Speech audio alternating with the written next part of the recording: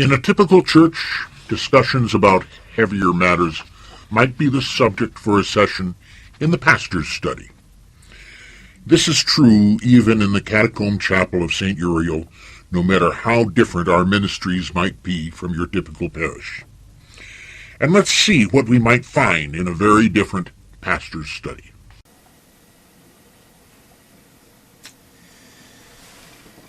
Hello, merry meet and blessed be. Depending on the path that took you here, I'm Aiden Odinson, High Priest of the Temple of Gaia, and the host of Secrets in Plain Sight. Or I'm Bishop Cal Lippitt of St. Uriel's Catacomb Chapel and church back home. Welcome to In a Very Different Pastor's Study, where we build a bridge between all of those. And quite a bridge it is. Last time we talked about starting at the end so we can figure out where it ends, so we can go back to the beginning and see the course without getting too distracted. And so now we'll go back to the beginning. But before you start thinking about which beginning, I'm going to point out to you which beginning. I'm not talking about Genesis, no. Actually, there's about 4 different in the beginning stories there. No, instead, I'm going to go to the beginning of the Gospel of John for a very good reason. In Genesis, in the beginning the world was without form and void, etc., etc. Well, in the beginning the world was, and God kept saying, let us do this and let us do that. Well, that means that there already was something there. Something more than just God. Now, in the beginning, in the Gospel of John, you go back to the very beginning, the absolute beginning. The beginning that there was nothing before. Now, this may have been just ever so slightly ahead of the beginning of Genesis. But we're going back to the beginning, that which there was nothing before. If you can believe that there's an end to the infinite. And even Einstein would be scratching his head over that. In the beginning was the Word, and the Word was with God, and the Word was God. The same was in the beginning with God. All things were made by Him, and without Him was not anything made that was made. In Him was life, and the life was the light of men.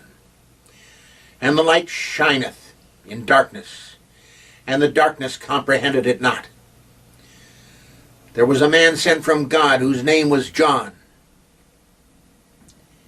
The same came for a witness, to bear witness of the light, that all men through him might believe. He was not that light, but was sent to bear witness to that light. That was the true light, which lighteth every man that cometh into the world. He was in the world, and the world was made by him, and the world knew him not. He came unto his own, and his own received him not. But as many as received him, to them gave he power to become the sons of God, even to them that believe on his name. which were born not of blood, nor of the will of the flesh, nor of the will of man, but of God. And the Word was made flesh and dwelt among us, and we beheld his glory, the glory as of the only begotten of the Father, full of grace and truth.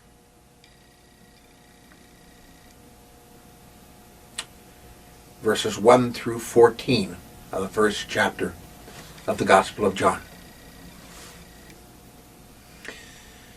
The more traditional people of the Catholic orientation among us might recognize that in the more traditional Roman Catholic missals and certain Anglican missals, such as the American edition of the People's Anglican Missal, although not in the Book of Common Prayer. You'll see this known as the last gospel. And it is the very last part of the Mass, keep coming even after the actual dismissal. And like I said, in Genesis and the Norse and Celtic writings and just about every other creation story I've ever encountered, there was basically something at the very beginning. And I think Zoroastrianism, a supposed heresy of Zoroastrianism, is the only one that I've come across where in the beginning was only Zervan and Zervan only, and nothing else.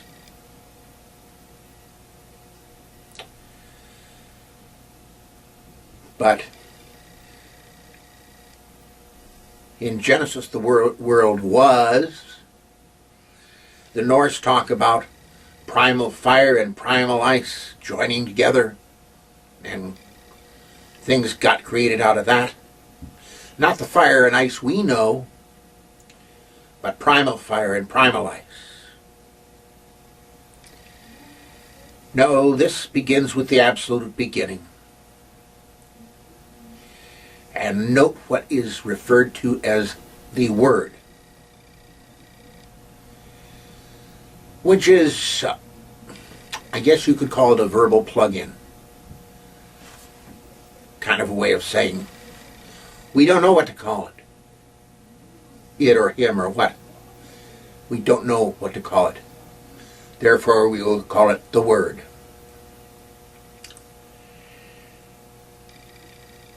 It's not the same as saying Jesus. And there's a good reason why. Jesus was a very good contemporary name at the time of the Nativity. A very good contemporary name. Yeah, especially for somebody who's going to, well, his destiny was to become a rabble-rouser, huh? Yeah. And there were a few good rabble-rousers by the name of Jesus in those days. So why not? But would he have been known as Jesus outside of that context? Do you think people called him, well, I don't know about people, but whoever knew him at the very beginning, you think they called him Jesus? Or maybe they had another name for him.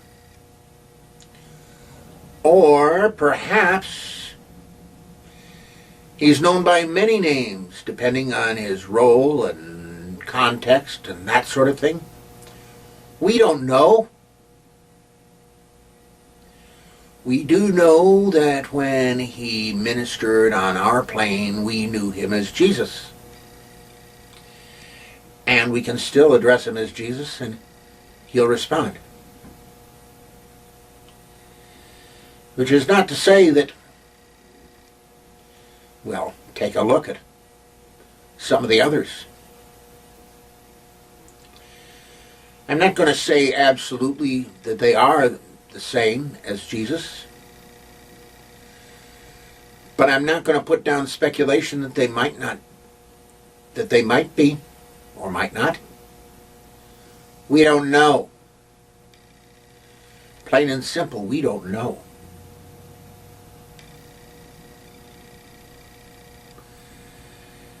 The biggie here is there's an awful lot more to Jesus and an awful lot more to God than we are probably going to get to know about in this particular lifetime. And we have to temper our judgments based on that bit of knowledge that we do know, that we do have a pretty good idea of how limited our knowledge is.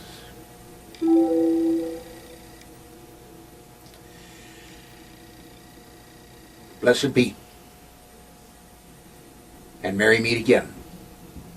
And I'll see you again soon.